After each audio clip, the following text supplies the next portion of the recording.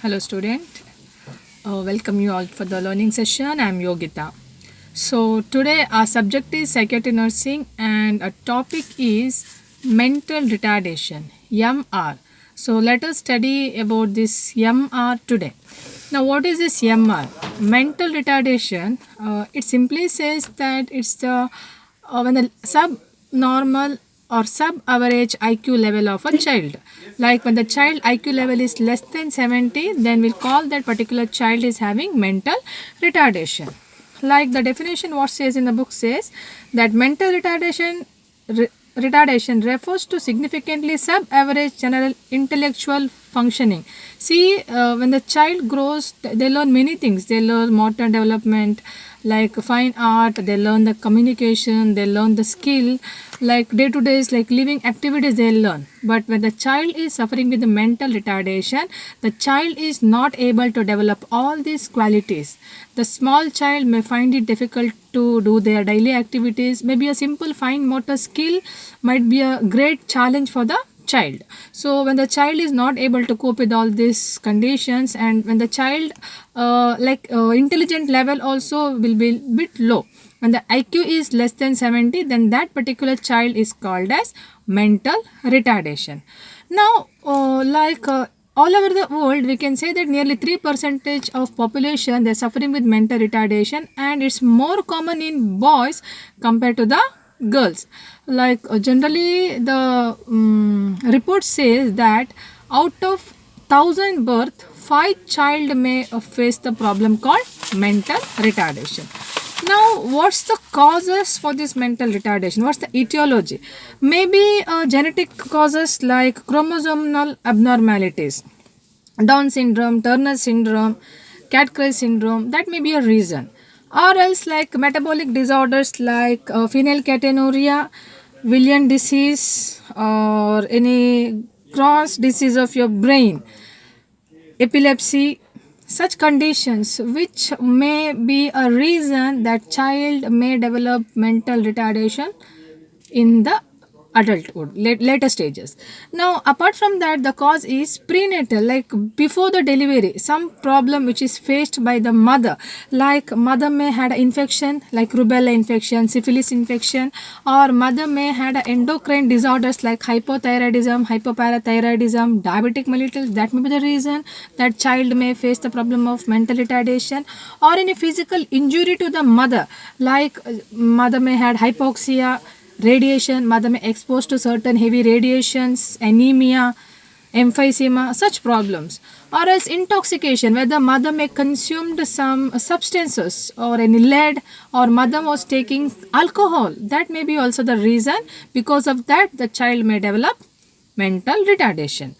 And we can say perinatal factors during a birth, maybe instrumental delivery where the damage may happen to the brain of the child during immediately during the time of delivery.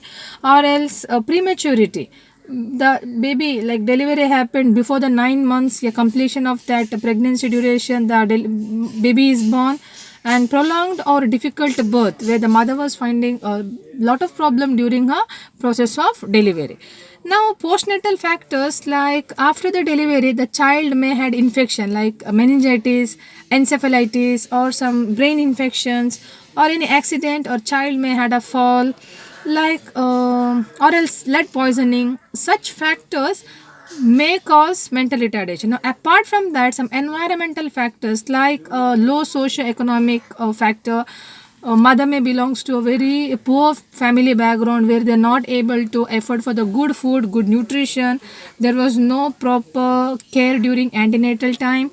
There is no immunization, vaccine has taken, like injection TT might have taken. Mother has not undergone for proper checkup during a pregnancy. There was no ultrasound has done, nothing. So these are all factors may lead that child may develop mental retardation. Now when we see this mental retardation, we have four types classification of this mental retardation. The four type is mild, moderate, severe, and profound. So these are the four main types of mental retardation. Now how it is mild mental retardation? Now, mild mental retardation, that's an educatable group. The IQ is between 50 to 70. Mild. Then moderate mental retardation. They are trainable group. You can train the child who belongs to this moderate mental retardation. The IQ is 35 to 50. The IQ is 35 to 50. Mild, moderate, severe mental retardation. They are dependent retarded. They are depending on others for their needs. The IQ is between 35 to 20. The IQ between 20 to 35, they belongs to severe mental retardation. And the last one, fourth group is profound mental retardation. They are like require a life support. They're completely dependent. They require a life threatening group. They require a support. Now that IQ is less than 20. So once again, I'm repeating the types of mental retardation is mild mental retardation. IQ is 50 to 70. Moderate mental retardation 35 to 50. Profound mental retardation 20 to 35. Sorry, mild, moderate and severe mental retardation is 25 to 20 to 35, and profound mental retardation is less than 20. I hope it's clear again. Mild, moderate, severe and profound mental retardation. Now let me explain the clinical feature of mental retarded child. Now definitely the mental retarded child is finding difficulty to do all their daily routine activities. They're not able to wear the clothes because delayed milestone we can see in the early childhood. They're not able to maybe wear a helmet, wear a socks, put the cap. If they want to put any gloves or button their shirt, they may find it very difficult. Also, they may find difficulty to develop the language. They are not able to spontaneously to develop the language like as how the other children are talking. They find it very difficult, and they're not able to follow many instruction at a time. They're not able to fulfill the instruction given by elders and do the work. They're not able to do that, as well as they will be deficit with their psychomotor skills, and they're not able to perform their day-to-day daily living activities. The day-to-day self-care activities, they're not done by the child. Also, the child will have low self-esteem. They're not able to eat food on time properly. They're not able to feed themselves, and they also face the problem of malnourishment, and also they're having a lack of curiosity. We can see that small kids, they'll be very curious to know the things, but that curiosity will be less in this younger child. And also academically their performance will be very low. They're not able to cope with a different subject. They're not able to bear the academic competitions. They're not able to understand. They're not able to deal with the subject. So these all are the clinical features what we can notice in our children. We can see that clinical features in a different stages also, like in early childhood, like childhood, adolescence. See, in early childhood, child has to learn the activities like sit, run, talk, walk, pick up the pencils, do some drawing. See, such small things what we can see in early childhood which they are not doing. And in the school age, childhood, they are not able to go to the school, do their homework, listen to the class, follow the teachers. Again, that also they are finding difficult. So in each stage wise, we can find these kids are really finding a problem. So this is a clinical feature of a mental retarded child. Now, how we can treat? Definitely we can use some behavioral management, environmental management for the children, and we can monitor the child. You can educate the parents how to take care of the children, because they need a special education. We cannot send these children into other schools where regular other children are going. So these kids are really require a special attention. So they must send to the special school where a special skill training program is planned for these children. Now, the very important aspect what we are learning in mental retardation is prevention. So, mainly we can take 3 levels of prevention here: primary prevention, secondary prevention and tertiary prevention. Now in primary prevention, preconception, like before you get conceived, before you be a pregnant, conceive, then you must know about some things, like maybe, like it's always good that before you get married, do certain blood tests to know that whether any of the partner may have any venereal diseases, or any a disease which runs in the family, congenital problems.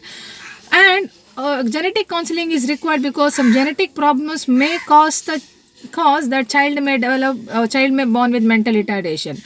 Any consanguineous marriages, because of that, any marriage between the blood relatives, then there is a chance that child may born with mental retardation. So these all education given prior to the mother before she conceives, so that they must aware about the condition called mental retardation. Why? Because it is not that only one child is going to suffer. It's not only a child, its entire family is going to suffer when the child is born with mental retardation. So it's better that we'll educate the parents, yeah, like lady or mother, before she conceive. Then during gestation, during pregnancy, it's very important, educate the mother to go for regular antenatal checkup, take immunization schedule, and take the medication which is prescribed by the doctor. Properly you take the medication, do certain blood examination to find in advance whether child is having any congenital or chromosomal problem, or else any problem of mental retardation. In that case, if you find with the blood examination, or we can do a Cornick-Villay sampling test, or fetoscope, something, with the help of that, if you come to know that child is having severe mental retardation, then it is better that we can go for a medical termination of pregnancy. So in during gestation, we need to prepare the mother for all these things. Give a nutritious food to the mother. You advise the mother not to consume any alcohol, not to take any substance, any drugs during her pregnancy. And during a delivery, now what care is required during delivery? Now during delivery, it's very important that you prefer the hospital institutional delivery. A delivery must conduct in the hospital with the help of doctor or trained people. Like sometimes the delivery which may conducted in the hospital, if any emergency, definitely doctors can meet the emergency. Immediate like oxygen can be administered, so immediate care can be given. But in case if the delivery happened in the house, hypoxia may cause a problem to the child. Okay, when we check the Apgar score 1 minute and 50 minute, we can find a deviation when the child is born at home without any like medical assistant. Now during childhood, it's always better that we'll provide a good nutritional base to the child. We can say that 6 months of exclusive breastfeeding as well as well-weaning technique is really important to meet the nutritional need of a child. Okay, that will help us to improve the health status of that child. Dietary restriction should be maintained. If the child is not supposed to feed with some food, then that must be avoided very strictly. Now the secondary prevention is like already child is born, but the thing is that now you have to identify at the earliest you identify the condition of mental retardation, because it's just because of observation. You can observe the child, the 1 year child, what suppose work it is supposed to do, child is not doing. So delayed milestone, we need to observe that immediately at the earliest, and we'll provide the treatment. We'll give a skill training program to the child. And tertiary prevention is rehabilitation or vocational training will be given to those children, those who are suffering with mental retardation problems. So definitely with the help of training, they can live their independent life. They can have a better quality of their life. So this is the way how we can prevent mental retardation. The 3 level of prevention is primary level, secondary and tertiary. You must write this in your answer. Now definitely, what about the nursing management? How we can manage the child? See, we discuss many clinical features. Now based on that, we will manage the condition of a child. Like child must give close attention, give instruction, motivate the child, you improve the self-esteem of that child, provide counseling, as well as we need to give a counseling to the parents also, because they are the one who going to handle the children. Only teaching in school is not enough. At the home also train the child, speak one language with the child, so that child is able to follow that language and the instruction, and give a nutritious food, maintain the nutritional level of that child. You see that child is learning to do their daily self-care activities, and self-help group will help the child as well as the parents. So this is how and all about mental retardation. I'll summarize again. We learned about mental retardation. Mental retardation is nothing but IQ of a child is less than 70, and the type of mental retardation is mild MR, moderate MR, severe MR, and profound MR. And the causes, definitely some genetic causes, and during pregnancy, during delivery time, after pregnancy and after delivery, mother may face so many infections. There are so many factors like lead poisoning, no good food, immunization, vaccine is not taken. So these all factors may influence that particular child who born with the problem called mental retardation, and we are managing the condition. Definitely certain treatment can be given, like giving counseling, individual therapy, like skill training program to the children. All this can be done, and a main is area of prevention, where we are doing primary prevention, secondary prevention, and tertiary prevention. I hope this topic you understood. I request you leave any comments in your comment box, so that any doubt, any clarification can be given in the next video. Thank you all. Definitely I'll see you again in other learning session. Thank you.